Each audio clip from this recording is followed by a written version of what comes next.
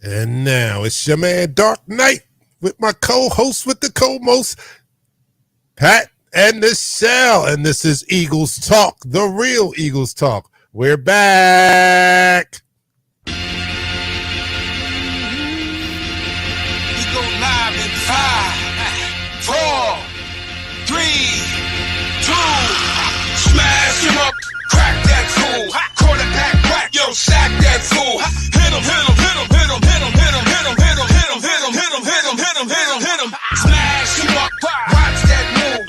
Wind too swift, can't catch these dudes. Hit him, hit him, hit him, hit him, hit him, hit him, hit him, hit him, hit him, hit him, hit him, listen, listen, hit him, listen. This Eagles talk, this talk Eagles. Philly bleed green, it's from your people. Fly, Eagles, fly. Let's peep the squad. Big Pat, Shell, and Dante the Dark Child. Drop the stats on them, drop the facts on them. Spur King, baby, let's get it on. Hey, fam, it's your man Dante the Dark Knight. And I am back on Eagles Talk with my co-host with the co-most, Pat and the Shell. People have been asking about you guys. I've been showing up on the other show, the State of the Eagles with my man BG31, and I've been broadcasting on our page, and everybody's been getting confused and asking where's Pat and the Shell? Where's Pat and the Shell? Well, here is Pat and the Shell. Yes, their vacation is over because training camp has begun. So summer vacation is over, and I have my two co-hosts back. Love BG31, but this is where it all started for me. So I'm happy to have you guys in the house.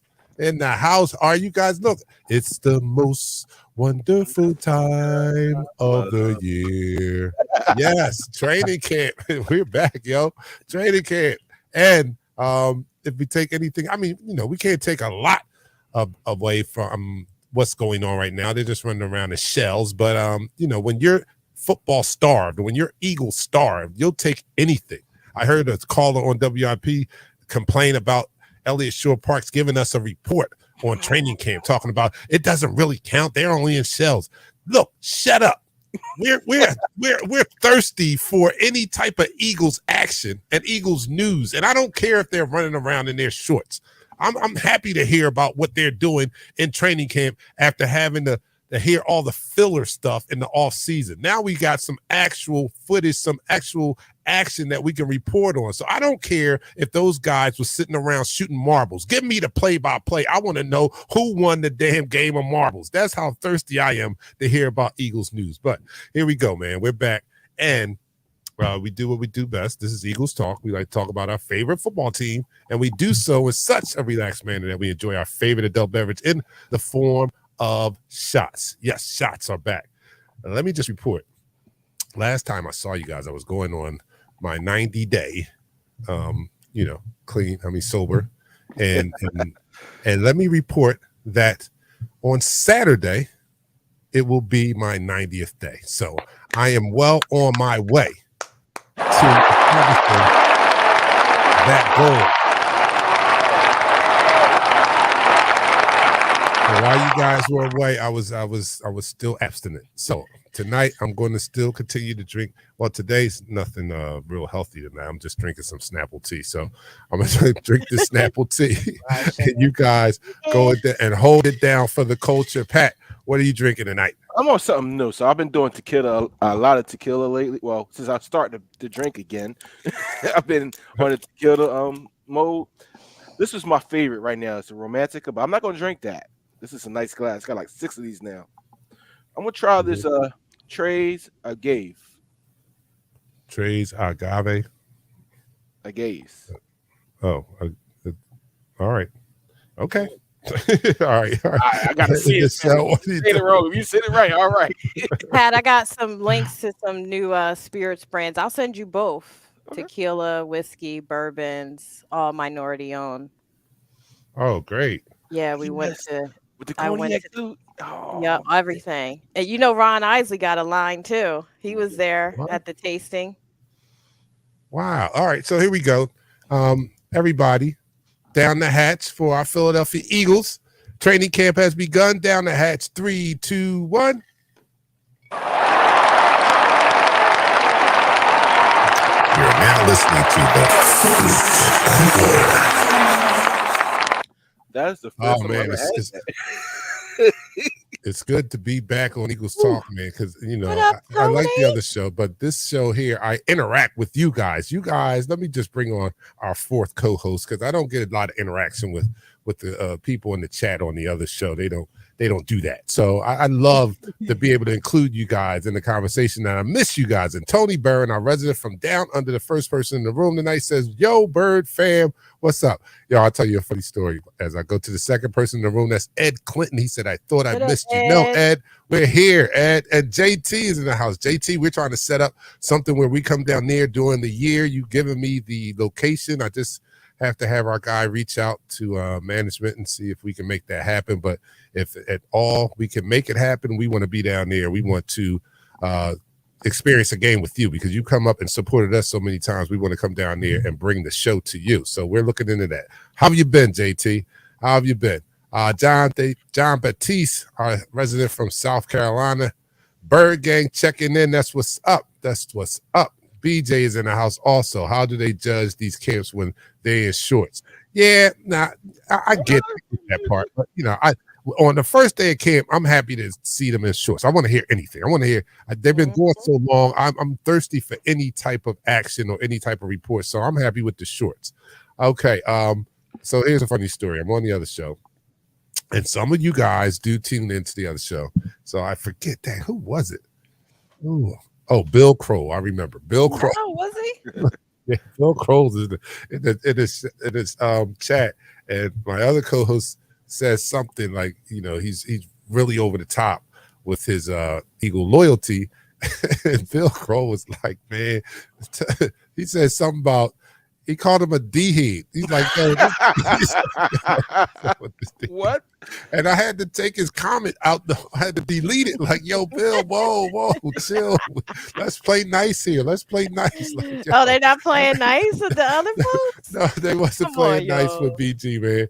BG, and we had a good time, man. We do have a good time. All right, Richard is in the house. He said, "What's up, family?" Richard Denise is in Boo? the house. She said, "I got preseason tickets for the Eagles versus the Ravens." Listen, So that's hyped. my Make it that happen. kicks off my birthday week. It's on the 20th. I'm taking all gifts to preseason games. Oh, I- the 20th for what? When your The birthday? game in Baltimore, the preseason game, when we played them down in Baltimore, it is so much fun because all you do is just hang out in the harbor, eat, drink, hang out with all your Ravens friends or fans, and everybody's just commingling together at the They harbor. That's really how it goes down. It is no like, oh, we not sitting with them. It's like everybody, you find whoever you know from that area that is a Be More fan, is a Mhm. Ravens fan. You meet up, you eat, you have a good time. That's a good game. That's probably one of the best preseason games. Is the one in Baltimore in the harbor. It's crazy you said that because we had our show there in, was it 2016, 17? Yeah, we did have a show. And down there. it's the Eagles bar there. McGurk's, yeah. Yep. Yep. Literally after the Eagles game, it was nobody else in there. Nobody stayed for the rest of the game. Yeah, no. I mean, and it was an Eagles bar because it was about Mhm. it was 99% Eagles in there. Like it was It was it was all Eagles at 2 levels too, and it was packed. It was a fun time. Yeah, we got to get back out on the road since that. We're well past the COVID or pandemic state. We can get out and get to some of these places. But we did start the first quarter, right? Hey, Leo. We did. we got some new Big Bird fans in the house. Let's go. Let's go. All right, that's Trenton. what's up. Yeah, we started the first quarter, right? Yes, we did. All right, so let's talk about the training camp and what have you heard, Pat? Because you've been taking notes, so I'll let you get down to some of your notes. Yeah, I got some notes because everything now is on Twitter, and I don't have a Twitter account yet. So the Eagles Talk does, but everything is on Twitter. So my usual outlet I can't get to because I don't have Twitter. So I gotta sign up for it. It's not even Twitter no more. It's X. Yeah, you can get the login for Eagles Talk. You can come in on Eagles Talk. I know. But anyway, I got some notes from the training camp from yesterday when they opened up. Derek Barnett and Avonte Maddox returned to practice on limited basis. Hassan Reddick did not practice. He's nursing a little hamstring injury, little tweak. He'd be okay to go. I think it's a hamstring or calf. I think one of them he'd be able to go. Cam Jurgens got first team reps at right guard. so he's first up to bat. The starters for the safeties were Terrell Edmonds and Reed Blankenship. The defensive front looked like this: Fletcher Cox and Jordan Davis started at defensive tackle. Then you had BG and Josh Sweat at the other ends. Notable Nolan Smith, I saw our first that. round pick, number 30 saw that. overall, right? Basically, he would have 3 sacks in practice right now if they were tackling the quarterback. He is as advertised as far as the speed coming off that edge. I mean, I know they're not in real pads, it's not padded up practice yet, but that speaks volumes when you're beating a vet around the corner and getting after a quarterback, causing them to fumble, going through the offensive lineman, and if they were in pads, it would be called a sack. Then you have Jalen Carter. The rookie is shown why he is the absolute best defensive player in this year's draft. Beat our first string offense. What? And because he was running with the second team. He's running with the second team, beating our first team offense. And they said a few times, if it was pads on, it would have been stops, it would have been sacks, making Jalen Hurts actually scramble, some untimed scrambles. He needs that. He needs that. He needs that work. Yeah. James Bradbury has a monkey on his shoulders right now, and he's playing like his hair is on fire. He had 3 pass breakups, and basically, if you throw his way, it's either getting picked off, it's going to get broken up. He's been playing with his pants on fire since the start of OTAs and training camp. And pretty much that's the majority of what happened. Christian Ellis had another interception. Keep an eye on linebacker Christian Ellis. He may start opposite Nakobe Dean. I told you that before last time I was on here. I know we got a new kid here, Morrow, but Christian Ellis, it was that special team demon that actually that gave some ump to our special teams when he brought him up. He may be that outside linebacker starting opposite Nakobe Dean. Dallas Goedert did a lot of red zone stuff this practice. It's the first practice, so take a lot of this stuff with a grain of salt. Dallas Goedert got the first touchdown pass from Jalen Hurts. Tyree Jackson, the tall and athletic tight end that's been really injured for the past 2 seasons, looked good in practice. They said you say he may be working himself into that third and second wide receiver tight end spot. From right now, that's all I have. Jordan Davis looks in phenomenal shape.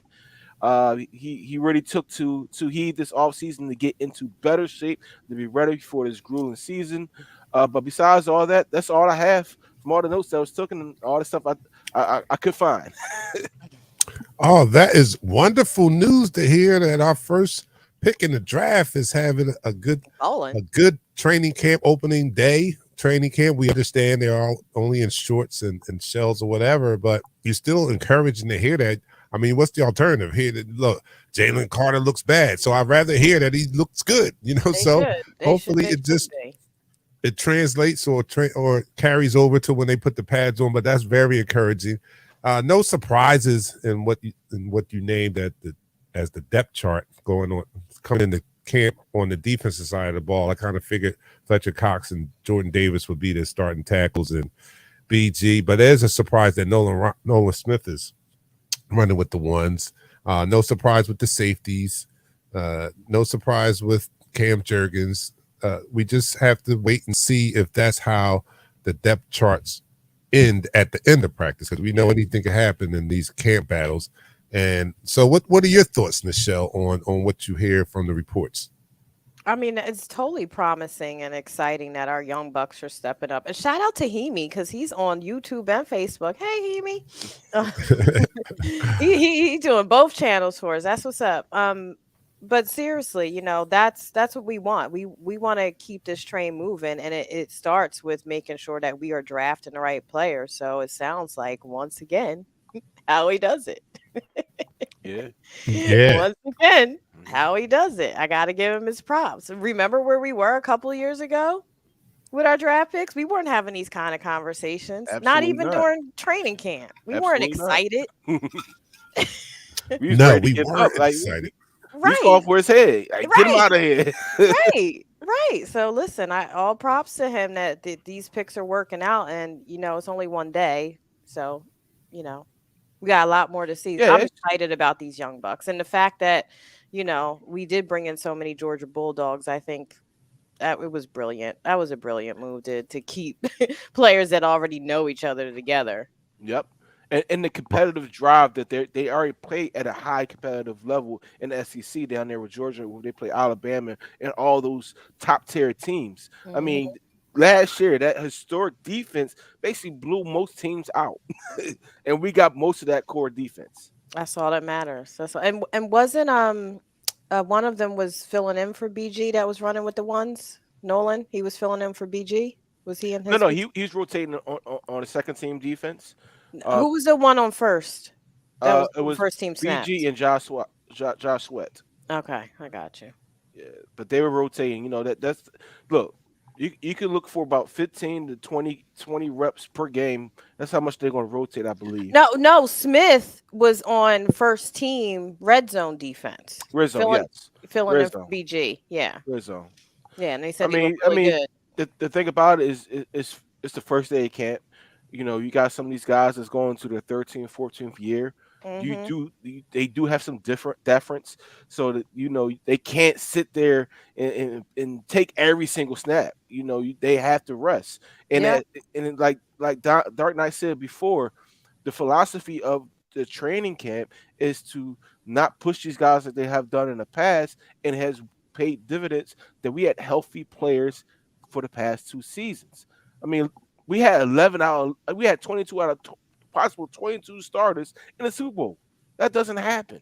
it didn't. It didn't back in the day when we was burning them and churning them. Yeah, Something says for managing their workload. If you want to get longevity out of these players and really get your money's worth, you can't run them into the ground and stop treating it like they're just workhorses.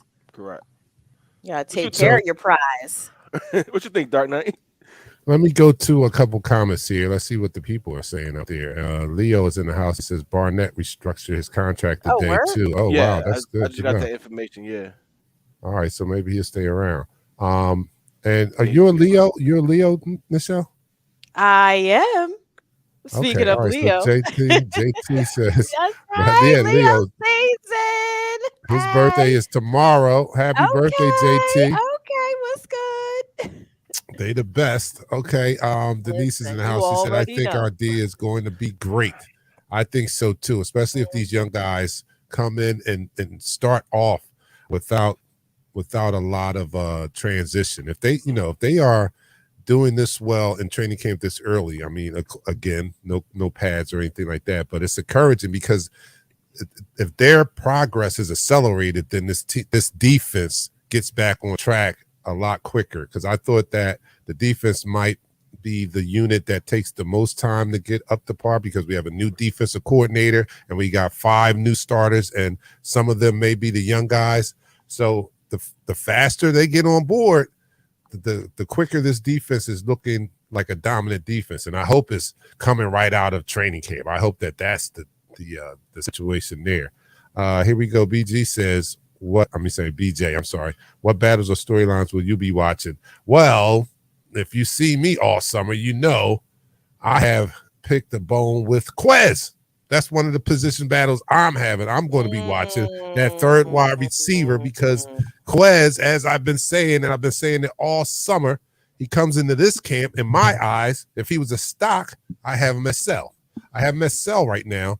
And it's because he has not been dependable in his limited opportunities. And we know he only gets limited opportunities. He's not going to we have a big 3 here of AJ, Devontae, and Goddard. So he doesn't get a lot of opportunities. So in those few opportunities, he has to make the most of them. And he's been making some blunders. He's been making some blunders in his limited opportunities. And some of them have been game changers. I'm not going to say they cost us the game, but they could have dramatically changed the outcome of a game had he not made those mistakes. So he's on the hot seat for me. Right now, I agree with that. I agree, and I'm a fan of Quez Watkins, but he's been so inconsistent of late, and he's not taking that clutch man position like in basketball.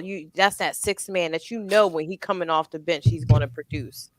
He's not doing that. Well, I do have an update on Quez. Oh shucks. oh crap. So it looks like he has been working hard to continue I his hope so. routes. During the offseason, I did take a little glimpse at his season in review. And a lot of the players, if you go watch him, especially if he's not getting the ball, he doesn't run his route fully. So that was a lot of things that were going wrong for him last season, especially when he missed that pass in the Super Bowl. Because if he was running full speed throughout the whole entire play, I believe not only would he got that ball in stride, it would have been a touchdown. Now, Quez had an issue with not running a full route. What is a full route? That means if you're running a post, you're running a corner, you're running a dig, you're running a crosser, an out route. You run it fully like you're getting the ball. Regardless if the pass is going to the opposite direction, regardless if the pass is not coming to you, you continue to run your route. That's the issue we had when we had Carson Wentz, where the receiver wasn't fully running the routes, right? If you continue to run your route, regardless if you're getting the ball, sometime during the game, you're going to be wide open. That's right. You're going to find yourself in situations where you're wide open. You then throttle down. The quarterback is anticipating where you need to be. You're not there. That becomes a big issue. So what they have been saying is that he's been running his routes fully. He has shown some promise. He's shown that maybe he can make that transition like Nelson Aguilar did. Well, that's what I compared him to going into the season. That was the comparison I was making. Him going into the season was similar to Aguilar going into that 2017 season when we won the Super Bowl, and he had drastically improved from 2016 to 2017, and even played a big part in us winning the Super Bowl. So I think Quez is in that same situation, and if what you're saying is true, then I may at some point during this training camp take my offer off the table, because right now, if you gave me 2 peanut butter jelly sandwiches and a tall glass of milk, you can have Quez. So if he continues to do this, I'll take that off of the table, and maybe I'll keep him around. All right, so Jordan Davis, they said, is looking in good shape. I'm looking in good shape. I dropped about 10, 15 pounds. I'm looking in good shape going into camp. I'm ready. I'm ready. E. Cosmo says, my biggest concern is the coaching staff, the DC and OC, and special teams. Let's speak to that, because I do have a question mark about the DC and OC. My biggest question mark is probably with the DC. Yes, let's do that. Let's end the quarter. And that's the end of the quarter. So you're listening to Eagles Talk, the most unique Eagles cover show around. That's by us Eagles fans, us and y'all, and for Eagles fans, us and y'all. So we thank y'all. We like to talk about our favorite football team, and that is the Philadelphia Eagles. We do so in such a relaxed manner that we enjoy our favorite adult beverage in the form of shots. So Pat is doing the tequila. I forget the name of it. I want to show it to you again. It's organic, and it's actually organic. Tres agaves. Tres agaves. I have Tito Spike lemonade. But she's doing the Tito Spike lemonade, and I'm doing the Snapple iced tea, raspberry at that. Woo! I got a recipe for you. Michelle, I got a recipe for you. Oh, really? Yes. Nice. Is it a lemonade recipe? Because I love any lemonade recipe. It's a blueberry lemonade. I'll take it. Oh, okay. We used All right, to do so here we go. Blueberry lemonades. Everyone out there, let us know what you're partaking in. It could be anything: tea, juice, whatever. Yeah. The beer. I know mocktails. Your mocktails or cocktails. Where's the Joneses? The Joneses are not in here tonight. Oh man, I miss my Joneses. Like, all right, here we go. Cooking out while we're on the show. Yeah, they're usually cooking out. Eating. So we're going to take this down the hatch. 3, 2, 1. You're now listening to the second quarter. All right, so to touch on that DC OC, and those are my biggest concerns. I probably have a bigger question mark with the DC than the OC, but my one question with the OC, I like Brian Johnson. He's been here. He knows the offense. He knows Jalen. He's been working with him for a long time. My only question mark is how he's going to call the plays. I just don't know. And we all know that play calling is very important in this offense. We've seen it. This same offense look like night and day, depending on who was calling the plays. When Sirianni's were calling the plays, it didn't look so dynamic. When Steichen called the plays, it looked unstoppable. So I don't know what it's going to look like when Brian Johnson takes over play calling duty. So that's a question for me. And then on the defensive side of the ball, I probably have a bigger question mark because I don't know much about to say. I don't. And then we have a big turnover on the starters on the defensive side of the ball.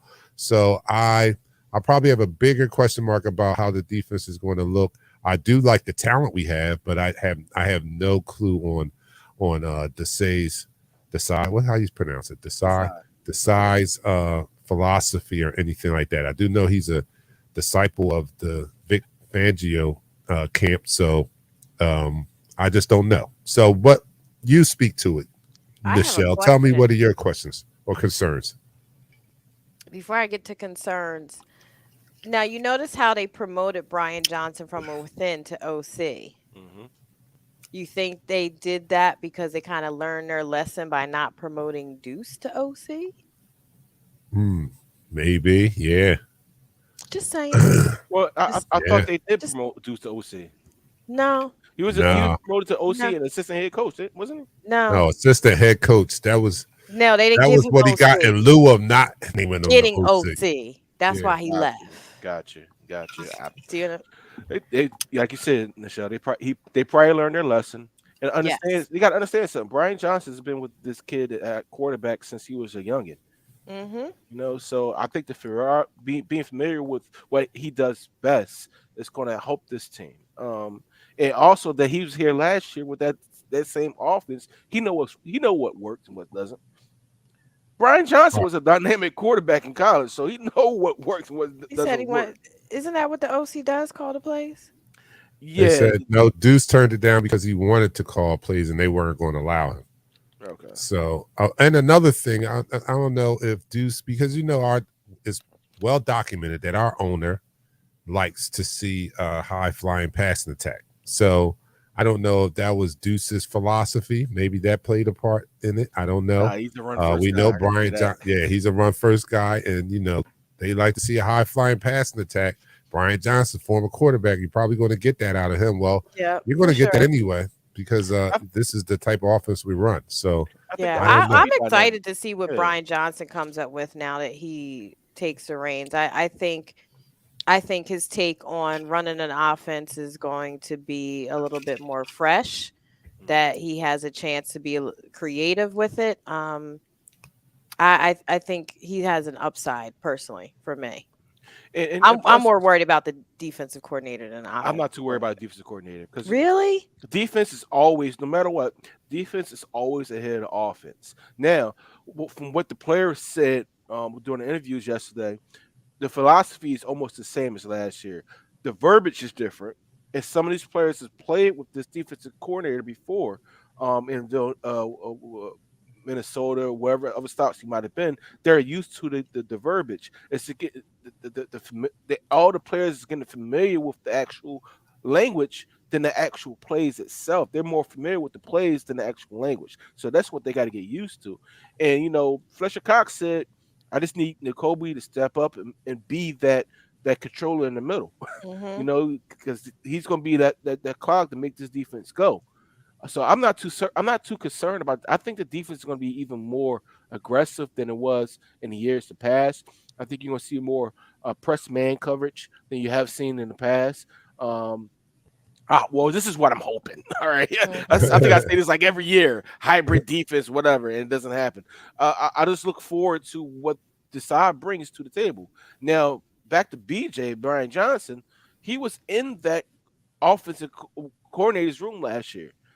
He knows the plays. He knows the spots. Now, before these plays are put down, it has to be ran through the head coach first. Nick Sirianni said no matter what happened last year or the year before when he gave up play calling duties, just because he gave up play calling duties doesn't mean he doesn't have an opinion for everything that's being called. As well, he should.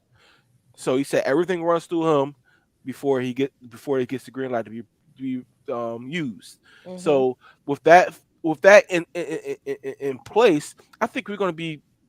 I hate to say better because last year was phenomenal. We went 8-0 before we lost the first game, right? Mm-hmm. We never thought we were going to do that. This year is a much harder schedule, and I'm looking forward to seeing what these young guys can bring, the energy they bring to that defense, especially the defense. Speaking of play call, BJ brought up a point, and yes, BJ, I do know not every OC calls the plays, but what's the percentage you think that OCs calls the plays versus head coaches in the league? It should, truthfully, head coaches should be more or less like a manager. We know that, but what do you? How many of them call plays, and how many of them actually relinquish the duty? It should be between 80 and 95%. I mean, the head coach still should have some say, especially on these special different situations. But it should be a big cog that the offensive coordinator. This is their baby. They take. So you think 80% of the OCs in the league are calling the plays? Yeah. Okay. Yeah. Yeah, I think my point still stands. The OCs call the play. But Andy Reid, if you're offensive coordinator, I'm not talking about Big Red. We already know what it is. We came up with it. I can give you the teams. I can give you the teams right now. Mm-hmm. It's Kansas City, right? It's the Rams. It's the Dolphins. Because the coach definitely calls the plays. It's the Chargers. There's a common a common factor here. Most of the OCs that don't call the plays are teams that are headed by offensive-minded coaches who want to call their own plays. So that's an easy one. Right. So San Fran, Eric Miller. San Fran. Mm-hmm. Yeah, and they have very brilliant offensive-minded coaches. That's why their OCs don't call the plays. Yeah. All right, you talking about Big Red, one of the all-time offensive geniuses, and Kyle Shanahan. He has brain farts sometimes, but he does a good job. Big Red didn't get the clock management down until he left here. That used to burn me. Burn me. Yeah, he didn't. Eric Miller says if the philosophy of the DC is the same as last year, then I'm scared. Yeah, that part. Yeah, but I hope I think we're going to be better up the middle. I really think we're going to be much better up the middle. Because if you go back to that, and I hate to bring up these old war stories. When we go back to that Super Bowl, we were gutted in the middle with the run a little bit. No, listen, it was no penetration. I understand the grass was terrible, but there was no penetration by our defensive front, and they were able to push the power whenever they needed. Mm-hmm. I think that changes this year. I really do. Yeah, I hope so too. I mean, we have Jordan Davis, a healthier, a more in shape Jordan Davis. He's lost a couple of pounds. He's looking scary in there. and along with his running mate from Georgia, that may change. And big baby. Kristen Ellis is looking, they said look good on the first day too. And that's a name that everybody's been talking about, keeping an eye on in this training camp here. He may supplant Morrow. Morrow, that's his name, right? Morrow? Yeah, Morrow. From the Chicago. Yeah, he may supplant him. And was he the starting linebacker yesterday? I didn't get the actual starting defensive guys. I just the linebackers. I get that information, but I'm pretty sure it was Nakobe Dean and Nicholas Morrow were the two starters up first. But Kristen Ellis had an interception yesterday. Like, I mean, I did hear that. He's been that active in the pass game, so I believe he's going to be a cog in there. Who's going to be one of those position battles? Like, oh, this guy made the team. Okay, cool. All right, I'm cool with that. You know, TJ Edwards was an undrafted rookie free agent and was one of the better defensive players for the Eagles for a short period of time. That's for sure. Can we talk about special teams, because that's an area of concern for Trey me. Ziegler. We definitely need to talk about special teams because you want to talk about a weak link? That is the weakest link, right? I think Aaron Sipos is going to lose his job. Everybody's been saying that for months, though. Yeah, I'm all right with that. Can we talk about the coach? Yeah. The same coach. What's his name? April or something like that? What's his name? April. I don't know his name. Exactly. Well, you know what? I'm gonna look it up right now. He was not very good. You know what? He was horrible up until one point. I think when everybody, the press, we all were on him. He only showed Michael Clay. Come on, bro. A little bit after that. So I don't know. Again, I think this the special teams unit is minus a difference maker in the return game. We don't have any difference makers in the return game. Like we don't have Yeah, any we don't have a threats. So like, scrolls. We don't yeah, have we we don't have a don't have any. Sproles, a We don't. Deshaun, No. no, none of that. And it's like And I by think that should committee. change. I feel Yeah. like on special teams they just throw shit against the wall to see what sticks. To be honest, And we used to sign special team players. Like, yeah, you know, I mean, we didn't we haven't give put them the any thought. bag, but Now, if I had to give Howie a knock, is shoring up players that will fill out his special teams. That's the one knock I will give him because he has not done that in a few right. seasons. Well, you know what? You might be pleasantly surprised by some of the guys they did bring in. Do Um, tell. Oz Because Michael Clay better get it together. Oz is can play that position. I can't say his full name. He's from Atlanta. Yeah, OC, And, that's you know, all I call him. I'm called Oz. Oz can play that position.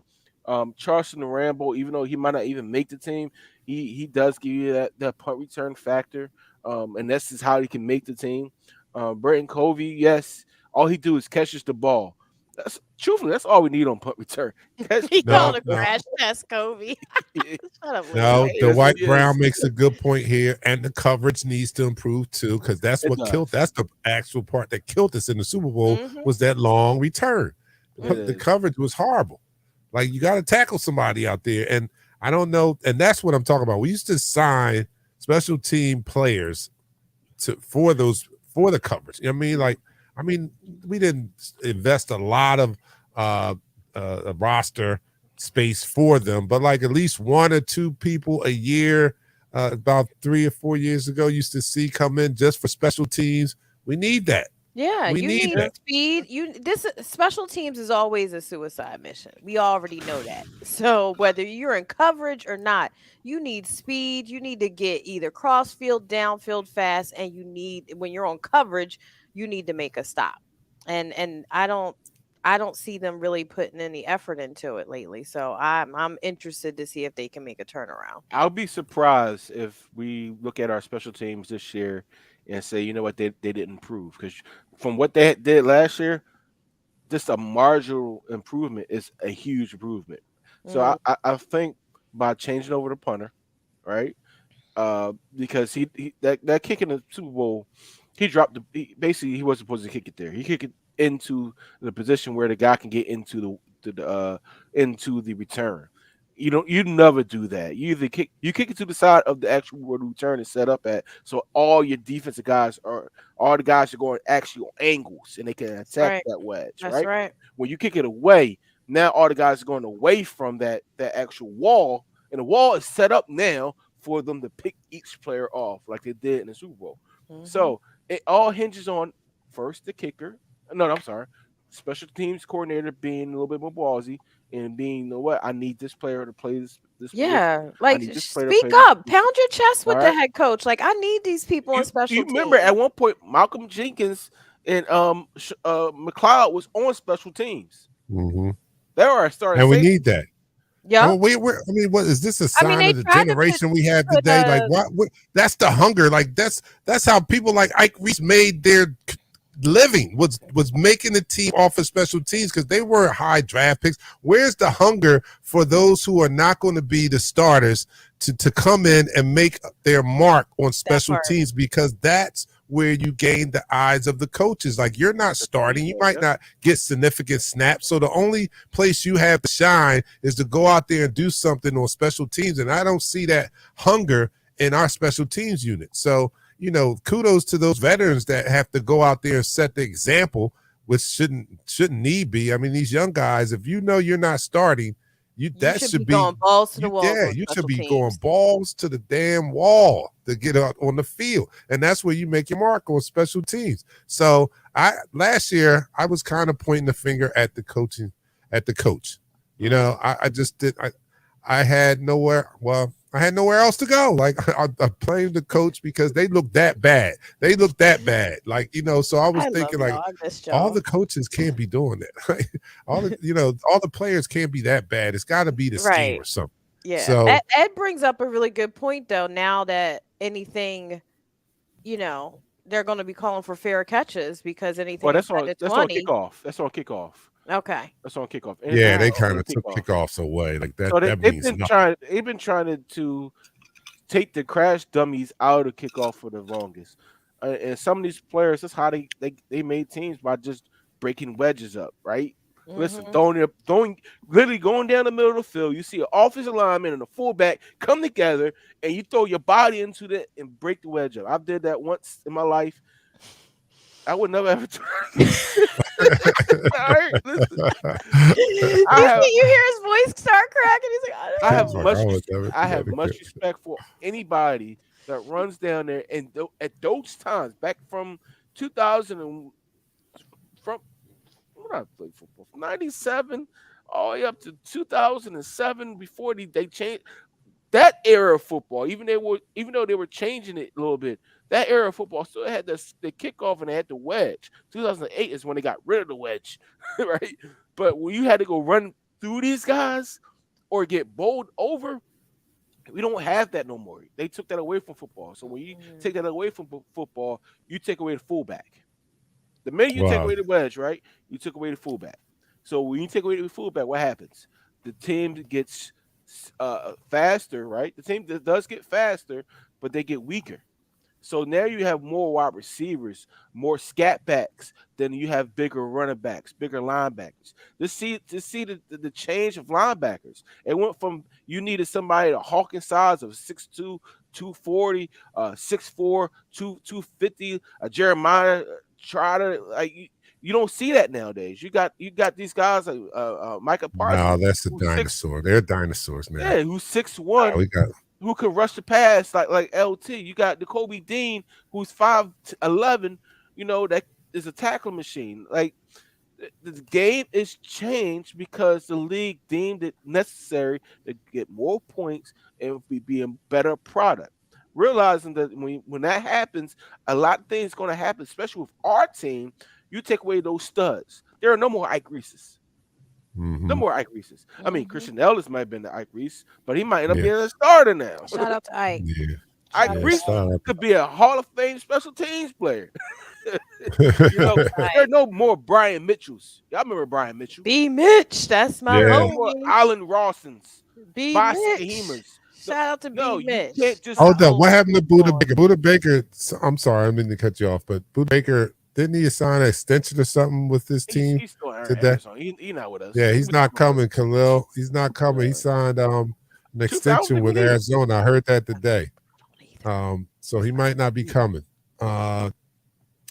Leo says the defense playing so well is what made Coach Sirianni stop practice and yell at the offense at point in practice with a bullhorn, mind you. He has incorporated a bullhorn into his repertoire this training camp. So he was yelling at the offense with some choice words yesterday with a bullhorn because they were looking really bad. They actually I guess he tried to clean it up a little bit by stating that they were looking rusty as they should on the first day of camp. So I guess he was trying to give against a pass. These defensive players first day out the gate. Nobody is. Stop playing with me. And then that's the great part about it, man. That's the great part about it. They want that. They need that work. When you get that work in practice and you're figuring out how to beat a defense like that in practice, it makes the rest of the schedule, because everybody doesn't have a defense like that. It makes the rest of it a cakewalk. If you can beat our defense in practice for touchdowns, then you're going to have a good season against some of these, because there are not a lot of good defenses out there. Let's just face it, right? And that's my whole point. Like I still don't subscribe to the whole hard schedule. So it's the NFL. It's the NFL. Right. Period. I'm getting it. I'm not gonna lie. The hard schedule, soft schedule. It's the NFL. Any given Sunday is real. Yeah. Period. Yeah. Period. Yeah, I'm there. When I look back at last year, and let me end this quarter. Let's end this quarter, Pat. Oh yeah, we got. And that's the end of the quarter. All right, that's the end of the second quarter. You are watching, listening to Eagles Talk, the most unique Eagles cover show around. That's by us Eagles fans for us Eagles fans. And here on Eagles Talk, we like to talk about our favorite football team, and that is the Philadelphia Eagles. And I said this on the other program, we're not Michelle Obama. When the other fan base goes low, when To when the other favorite. fan bases go low, we go to hell. Okay, we go lower. We go lower. We're not that. So here on Eagles Talk, we like to talk about our favorite football team, the Philadelphia Eagles, and we do so in such a relaxed manner that we enjoy our favorite adult beverage in the form of shots. I am drinking the Snapple tea. You can drink anything as your shot. It doesn't matter. You don't have to drink alcohol. I'm drinking this Snapple raspberry tea. Pat is doing the Tres Agaves, and Michelle is doing a spiked lemonade. So let me know what you're doing. A couple of people have let me know what you're doing out there. But let me know what you're doing out there. And here we are to our Philadelphia Eagles. Everyone down the hatch. 3, 2, 1.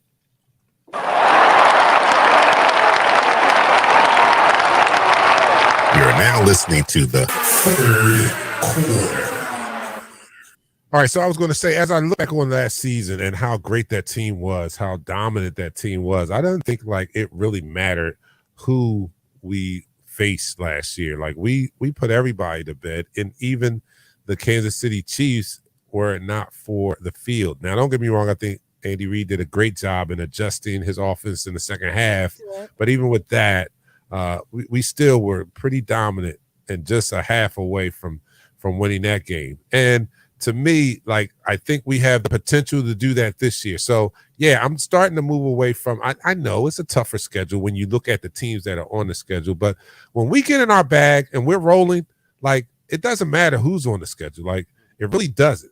It doesn't matter who's on that schedule. So doesn't matter. I don't think that – I think that we're going to have – I'm not going crazy, but I just think, like, let's say out of the first 9 – if we can duplicate what we did the last year in the first 9 games, then I'm not going to be afraid of that stretch of Dallas, Kansas City, Buffalo, 49ers, Dallas, Seahawks.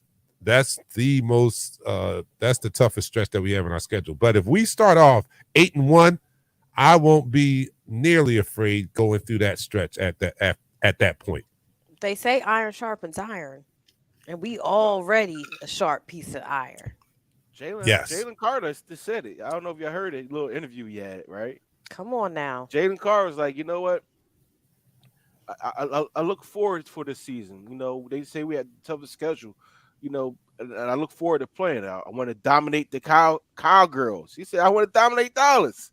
You look forward to beating Dallas' ass. That's what he said, right? Then he said, he said, if our schedule was boring, our schedule was weak, it would be boring for us. Right. This is coming from a player that played the highest level of college football, which is right now, I hate to say it because I'm a Big Ten guy. The best want to play the best. So the best wants to play the best because, like you said, iron sharpens iron. When you have these guys that have the mentality to say, you know what, we're the varsity, y'all the JV, and we're going to come out here and dominate each and every practice, each and every week. It's a formula for success. They have to keep that up, stay healthy, keep part, stay healthy. I know. And San Fran and still popping smack. I don't know why it's still popping smack, still with their fan base and their sports news anchors in San Francisco. They deserve another ass whipping, real talk. We have to give it to them. That's one of the biggest games on our schedule. To me, I think I would notch it just a little bit ahead of the Kansas. The 3 games that I think are the 3 biggest on our schedule this year are the 49ers, Chiefs, and the Cowboys. Always the Cowboys, right? Period. And I would think I would probably put the 49ers as the most important game, just nudging the Kansas City Chiefs game, because I know that's the rematch of the Super Bowl. So I know everybody's going to be eagerly anticipating that game, but I'm eagerly anticipating that 49ers game because I am so sick of them. The disrespect is crazy. Disrespect is crazy. Like they were on WIP last month popping off and getting into it with the dude out in San Fran. Like it's just too much. Like, how long ago was this now? Like, get over it. You don't see Kansas City and us at Kansas City don't act like that. They won, whatever. We ain't popping off with KC. No, they still won't even get over it. They won't even get over it. It's- They wasn't even in the Super Bowl It's because they put a tight end to block one of our best pass rushers. That's what happens. because they became booty overnight and they got upset. Right. You need to be mad at your coaching Yeah, be staff mad for at doing yourself. that. Yeah, And, Mhm. or the offensive line for allowing your quarterbacks to be hit No, like that was a backup tight end that did that. That was a backup No, tight I end. mean I know, but Devo too not old that to be one because we emotional. knocked out the second quarterback also. So you know Oh, what I yeah. mean, and he wasn't It was blocked. over, Not my though. problem. But the problem about it is that they don't acknowledge this. Get your weight How up, many son. points do we put up against them? Against their defense, who was Yeah, not right. injured, right? Right. So they keep talking fly, and I hate to bring this up because it's only the freaking one practice of training camp, and we're going this route. You said when they go low, we go to hell, right? So We go to ask Take hell. it them, down. I got the right? fire. I we like the match. destroyed your defense, your top-notch defense. We made Nick Bosa irrelevant. Irrelevant. All right. Yes. Fred Warner was lost in the damn sauce. They couldn't do anything against this offense. You put up a measly 7 points because I give it to you, Christian McCaffrey is that dude. He pretty, is. he He pretty is. damn Yeah. good. All right. He's good. He's, got a good he's a good player. bloodline. I like He's- watching him play. He is that good. Mm-hmm. But Debo, you ain't nothing but a reverse specialist, across the field specialist. Not going deep. You're going across the field. You're going to reverse. Why they want to pay you like a running back? All right. The other receiver you have, Brandon and whatever his name is, Who is he? Brandon Hey, Ayuk. yo. Ayuk. Hey, yo. Oh, yo. You know, Oh, yeah, he's yeah, a yeah, legit, yeah, he's yeah. a legit, decent number 2, 3 Yeah, receiver. he He's decent. legit. He's a receiver. He ain't no These- Slim Reaper. This Kyle Shanahan offense is based on misdirection and making your eyes cross. That's what their offense is based on. If you stay home, you beat their offense. If you attack their quarterback, you beat their offense. Who is their starter? They said Purdy is okay to throw the ball. He gonna get his ass kicked again. Yes. I'm with that. That part right there. Like what Pat said. We kicking y'all ass. We kicking all y'all asses. All right. Yeah. Dennis Holmes is when he said, yo, fam. Dennis Holmes served as a fill-in guest while you guys were going in the summer. Appreciate We had a you. good time. He Oh, was very nice. knowledgeable. Yeah, so we thank him for joining us in the chat room. Donovan Bramlett says they had McCaffrey playing quarterback. Yeah, right. We had rendered your quarterback room. We took them down. We took Useless. all of them down, like Yeah. useless. We buried them. You talking Yes. about going low? Yeah, real low. Look, we had a historic defense. People are like, historic defense. Come on, you're going too far. Historic in the did. sense that we had the third highest amount of sacks. That's in history. In history, that means that this defense was historic. The third most sacks. That deserves some league applause, history. Pat. That deserves. Are you kidding me?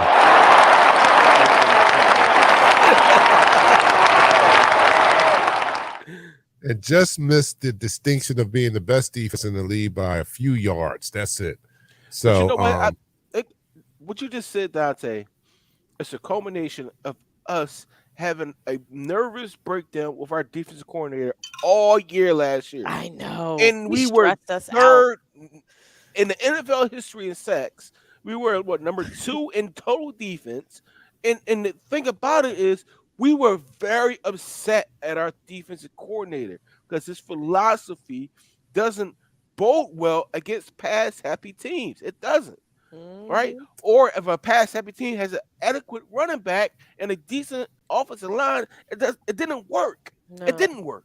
No. well, for us Eagles fans, what I think our problem was, his style of defense didn't pass our eye test. Nope. We saw the numbers. The numbers are what they are. It's the second best defense in the league, the third most sacks in league history. But for us Eagles fans who've been around the Buddy Ryan years, the Bud Carson, the Jim Johnson years, it didn't pass the eye test. It didn't look ferocious. It didn't look like we're used to having a defense under those coordinators I just named. When they're the number 2 defense in the league, they look like the number 2 Yeah, They are dominating. We're They Weapon are X right. groomed. Yes. Come on. They If we look ain't a hearing lot pads different. cracking, right.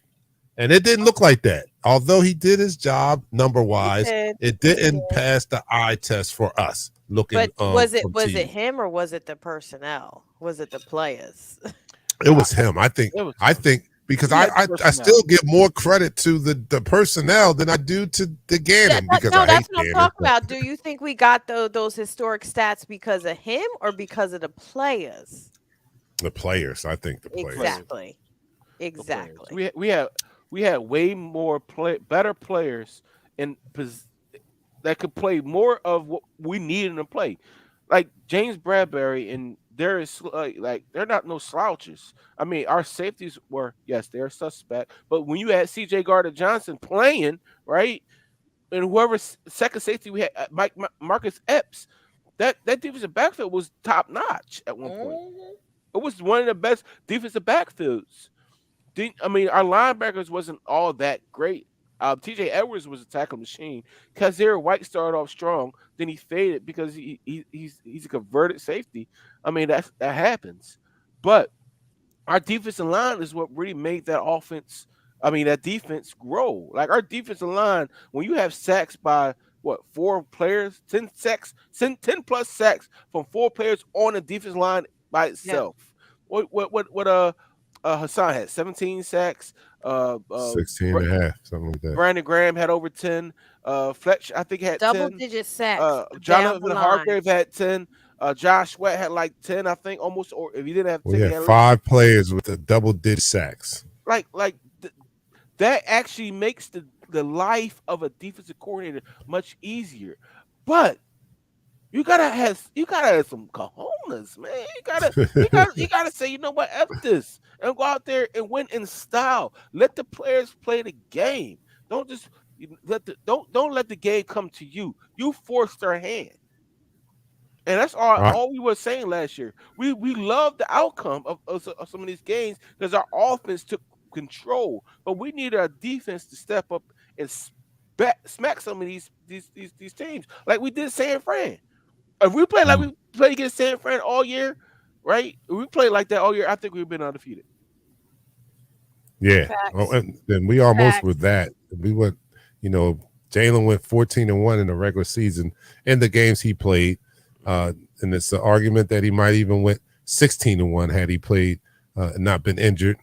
And only lost 2 games, and that was one in the regular season and that Super Bowl. He only lost 2 games last year. So yeah, it's very realistic that we could have went 16-1 last year. And I think that he's going to be improved this year. I don't think, Jalen has that mentality where he's not resting on what happened last year. Like, this is a new year.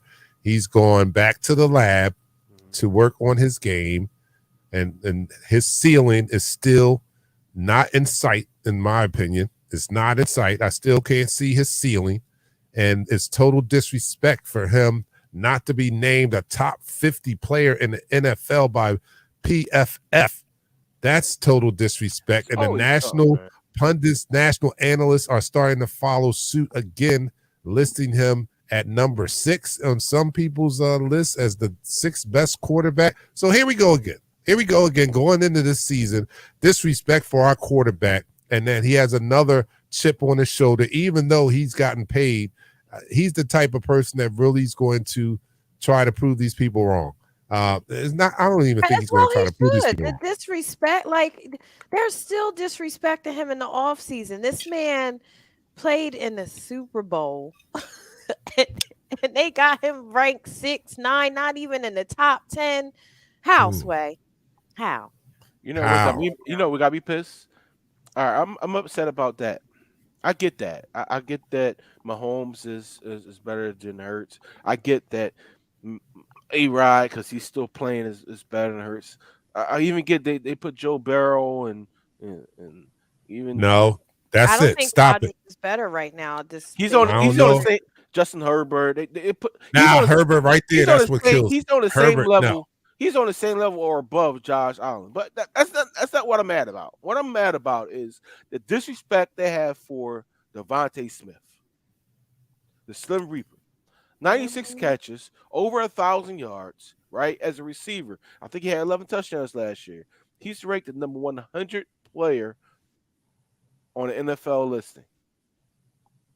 100. Look, dude. No. Let me give you one more caveat.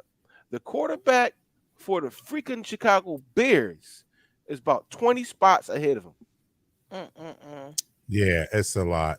But I get it. But I think it's still an honor to be a top. There's a lot of players in the NFL. So for him to make the list, it's an honor. Maybe he should be a little higher, but I'm more pissed that Jalen Hurts wasn't named a top 50 player when you are the runner-up MVP candidate last year and you don't make the top 50. Are you kidding me? Yeah. Are you kidding me? And did they not see the Super Bowl? No, I don't think they did. Did they not see his performance in this? He clearly outplayed Patrick Mahomes. Only thing he didn't walk away with was the championship. Mm-hmm. But the game was one of the best games by a quarterback in Super Bowl history. And you don't name him a top 50 player? What it is, you're not sold on him. I don't even care. I hope he plays with a chip on his shoulder for like the next 5 years and just lights everybody. As he up. should. As he Real should. Yeah, talk. somebody Like, said it in there. The keep disrespect is doubting a good thing. Ed Clinton, you got it right on the nose. The disrespect is a good thing Mm-hmm. because that gives him more fuel. I always say he has that Mamba mentality. So I think he comes into every season with something to prove. But I think that the disrespect just gives him added fuel coming into the season. And we've seen what he can do when he has added fuel coming into last year. So please continue to disrespect our quarterback. No one likes Please. us. We don't give a damn. We don't care. Somebody asked about the running back room. I'm still trying to. Well, Do you think we can have do a that. good strong room now that Booby's gone? We can talk about that in the fourth quarter because I got some notes on that one for you. Okay. All right. We're going in the over. And that's the end of the quarter. Not as far as quarter wise. We are in the fourth quarter, but Yeah, we are in over the our 1 fourth hour. quarter. We're like our way over. over. And I got But that's all right. We're gonna have a quick fourth quarter and we'll talk about this running back room. But first, you're listening to Eagles Talk, the most unique Eagles cover show around us by Eagles fans for us Eagles fans. And here on Eagles Talk, we talk about our favorite football team, and that is the Philadelphia Eagles. We do so in such a relaxed manner that we enjoy our favorite adult beverage or any beverage in the form of shots. And Pat is doing the Tres Agaves. Nichelle is doing a spiked lemonade, and I am doing an unspiked Snapple raspberry iced tea. So let me know what you're doing out there, and let's raise our glasses to our Philadelphia Eagles as we go into the fourth quarter and talk about the running back room. So lift your glasses and to our Philadelphia Eagles down the hatch. 3, 2, 1. You're now listening to the Fourth quarter. Make sure you guys go to YouTube and hit that like. If you are watching from YouTube, make sure you smash that like and subscribe button so you'll be notified every time we go live. And that will be every Thursday, 7 o'clock from here till we win the Super Bowl. I have already dubbed this season as unfinished business. We're going back to the Super Bowl. We're going to take care of business. Unfinished business is what season is being dubbed by me, the Dark Knight. I think the Eagles just took your slogan. Oh yeah, they did. They call it. Yeah. Oh man, I should have trademarked it. What did they say? Is that their season unfinished slogan? business? They heard me, man. Yeah. All right, so we talk about the running back room. It said. So from what I heard, Nichelle and Dark Knight, it's a rotation going on right now. They said the running backs, it's a true rotation. All the running backs are getting opportunities with the first team and second team, third team. Really? Every single from Sherman to, even though Penny got the first carries as the with the ones. Who we got back there? DeAndre Swift, DeAndre Swift, Penny, Kenny Gainwell, Boston Scott. They all got carries on the first team. They all got carries on the second team. It's a true rotational to see who we can wean out or who's going to make this team. Because I really believe it will be 4 running backs, but don't be shocked if they say, you know what, we're going to keep the 5th one. I, Hmm. the only reason I say that is because I think this offense is going to be more catered to be a more run friendly offense that's going to open it up for our dynamic elite wide receivers. I mean, let's be honest. If we're averaging 130 yards a game, that brings the safety down in the box. If that brings the safety down in the box, Smitty's 1-on-1, AJ's 1-on-1. Period. Period. Quez lives up to the hype. He's 1-on-1. And Nobody. Gainwell has a little bit of range to kind of help with that too. I didn't even say Dallas. Yeah. I didn't even say Dallas got her yet. Philly got her yet. I know, right? Right. So, I mean, if these guys continue in that rotation and make it possible for this offense to be more dynamic than it was last year, because you put up the most points in Eagles history. If we're able to match that and be better, I mean, It's a wrap. I just think I love Miles Sanders. Don't get me wrong. I love Miles Sanders. I do. I But do. I'm he gonna had miss some- saying "run, booby, run." He missed some reads last year, especially in the misread in the Super Bowl, that first run play where he should have hit the hole instead of just trying to bounce it outside. I mean, sometimes as a running back, you got to take what you can get. You can't bounce everything out because you run a 4.4, but this defensive end runs a 4.42. Hello. So I look for. I really want to see Trey Sermon make this team. I love Rashard Penny. He is probably the second fastest running back on the team next to Smitty. I mean not Smitty. Swifty. He actually might be faster than him. He's a bigger guy. He's a bigger back. He's about 220. Yeah. So you do need that size. Trey Sermon is over 218, I think it is. He can be that big back. I want to see him get more carries. He's a Ohio State guy, so deep down inside him, he's like, no, get him off the team. But if he's able to get those tough nose yards, then we don't have to worry about Jalen Hurts or those quarterback sneaks. We want to limit the exposure of our quarterback as much as possible. If these running backs are able to pick up the slack together that Miles Sanders left, I mean, I hate to say it's a win-win, but it would be. If they're able to give us something in the passing game, it'll be a win-win. So I look forward to this running back rotation and seeing what they can do in this preseason, because we're not going to see much from. I'm pretty sure Penny and Swift is going to be the starters this year. You're not going to see much from them, but you're going to see a lot from Gainwell. You're going to see a lot from Scott. You're going to see a lot from Sherman. So they got to put on a show. They have to put on. So a show. you don't think Swift or Penny are going to be number ones? Is that what you're saying? They're interchangeable. Yeah, they are. They're interchangeable. They are. It was always said, like, you could start the game, right? You could start the game. You could be a starter. A starter only has that one play. They start the game, right? That's a starter. But sometimes those starters only play 10 plays. Technicality. And that backup plays 30 plays. Yeah, technicality. When I played semi-pro, when we had these guys coming from these elite colleges playing these outside corners, and I had to play nickel corner, I got more burn than they did. Right. So right. that happens. Like Al Smith, you remember Bobby Taylor, BT, Troy Vincent. Then you had Al Harris in the slot. You remember that? Al Harris. He was funny. That's before Lito and Sheldon Brown, right? I know, right? So you had Al Harris, who was legitimately a backup, but a starter, just like Avonte Maddox. Maddox is a nickel corner, but trust believe he's going to be on 70% of the snaps. Gosh, we had some awesome corners back in the day. Yeah, we did, man. And we have some awesome corners now, if you think about it. We do, but we have some back awesome then, corners. they were young boys waiting in the wings. We got young boys. We have a dynamic secondary room now. If you think about it. Finally. We got Ringo. We got CJ went away Greedy Williams.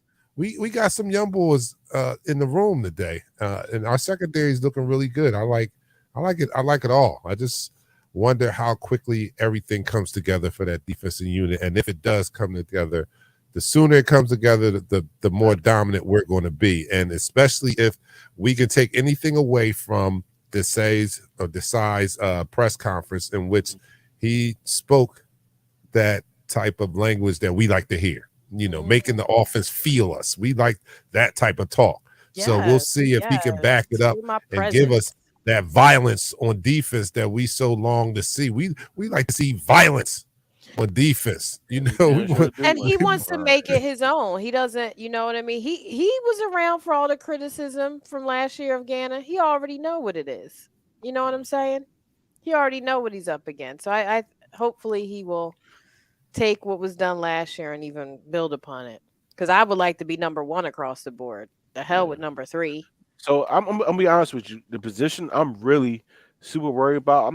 It's not necessarily linebackers because I could be worried about the linebackers. Eric Allen. Hey, I'm worried about the safeties. That's the only thing. Yeah, somebody else was worried about the LBs. I'm not worried about the LBs. LBs gonna be covered up by.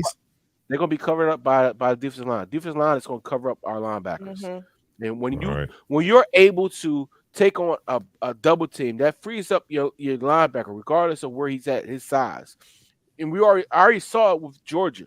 Georgia defensive front, when Nakobe Dean was there, was so big, was so intimidating that they took up the offensive line and made Nakobe Dean a heat-seeking missile because he can see everything. Mm-hmm. I think that's going to be on par of the same philosophy this year with Nakobe Dean. So I'm not really worried about that. He's a smart guy. He's an aerospace engineer. He's an engineer, so he's a smart guy. I'm not worried about that. He's not a firefighter. He's an engineer. I know that's right. we don't want any more firefighters on this team.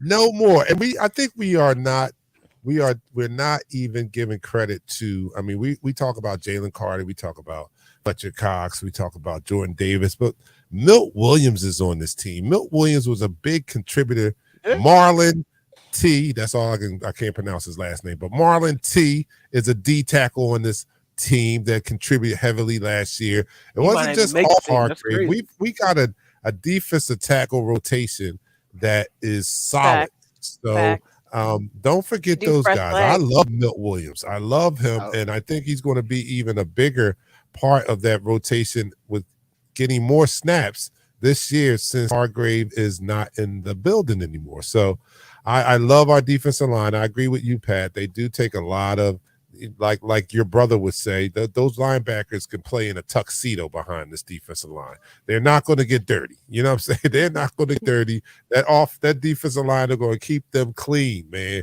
I can't wait to see it. And we are in training camp, so we're going to have a lot to talk about from here until we hoist that Super Bowl trophy.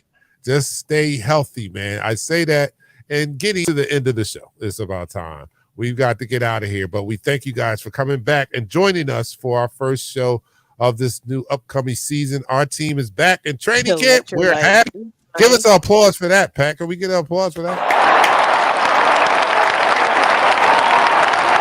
All right. You're going to see us every week now. The guys are back. I'm back, and I'm happy to be back. You guys, make sure if you are following on YouTube to hit that like and subscribe button. And on Facebook, just keep following us. And share the show. Share the show. Share our page. We definitely appreciate All right, guys, we'll be back next Thursday with more on our Philadelphia Eagles. I'll see you then. I'm your man, Dark Knight from the Shell, and Pat. We'll see you guys next week. We're out. Peace. We go live in 5, 4, 3, 2. Smash him up, crack that fool. Quarterback whack, yo, sack that fool. Hit him, hit him.